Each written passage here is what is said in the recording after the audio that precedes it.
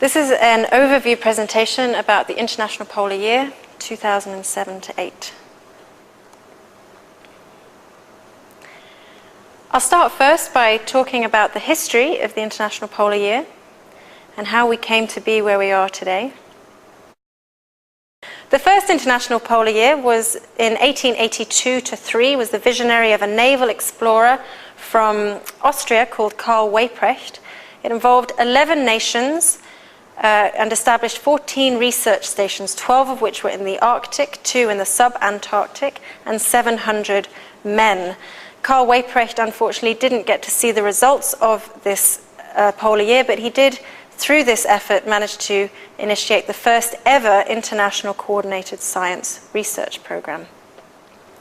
These are some photos from that polar year. Unfortunately, the scientists who were involved didn't share their data as well as they might have done, and as a result, there wasn't that much value added to their investigations. However, a few years later, in 1932-33, the second IPY was launched. This involved 40 nations and involved exploration of both the Arctic and the Antarctic. There was a large focus on meteorology, magnetism, aurora, radio science, a lot of communication science that we depend on today. Bear in mind that this occurred during the Great Depression and also prior to the Second World War, but despite that, a huge amount of data came out of this polar year, which we are dependent on today. This brings us to the third polar year, which is also known as the International Geophysical Year. This happened in 1957-58 and involved 67 nations and the establishment of over 50 stations in Antarctica. An enormous amount of science came out of this effort, including the launch of the first artificial satellites, the discovery of Van Allen radiation belts, transantarctic traverses, confirmation of the hypothesis of continental drift, as well as political and social establishments such as the Antarctic Treaty and the establishment of world data centers. So this was a really critical time in shaping how science was going to operate over the next 50 years.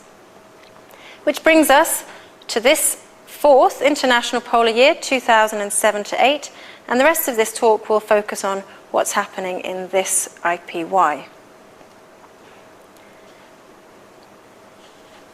This chart shows the wide range of research projects that are occurring during IPY. You're not supposed to be able to see the detail on here, just that it consists of a range of hexagons. Let's have a closer look at what a hexagon is. In addition to being a cutting-edge research project, every hexagon on the chart addresses one or more of the central themes of IPY. These are addressing the status of the polar regions, change that is happening in the polar regions, global local connections, new frontiers of science, using the polar regions as a vantage point for science, and the human dimension, living in the Arctic. In addition, every endorsed project has made a commitment to working internationally with many partners, to building connections, to sharing their data, to becoming involved in education and outreach, and to expanding the polar community. Confusingly, this International Polar Year actually lasts for 2 years. It starts in March 2007 and runs through to March 2009. The reason for this is that in order to carry out an effective field season research program in either the Arctic or the Antarctic, you really need to have a summer, winter, summer. So in the first summer, you turn up, you set up your equipment, you start your experiments running, you leave them going through the winter, and then return the following summer to get a full annual data set. And due to logistics and economics, often you can't get there right at the beginning or the end of a season. So in order to give both the Arctic and the Antarctic an equal shot, as it were, the whole of the IPY is covering 2 years. So if we go back to this chart, now you know that every hexagon that's on here is a large international, interdisciplinary, cooperative project and lasts over the 2 years of IPY. Every science project that's on here has made a commitment to sharing their data, which is a huge thing in research, and also to being involved in education and outreach.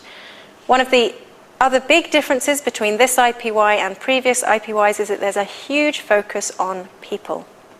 Now, if we just look at this chart for a minute, how it's laid out is that hexagons in the bottom third broadly focus on the Antarctic, those in the top broadly focus in the Arctic, and those in the middle broadly focus on research projects which are relevant both to the Arctic and the Antarctic.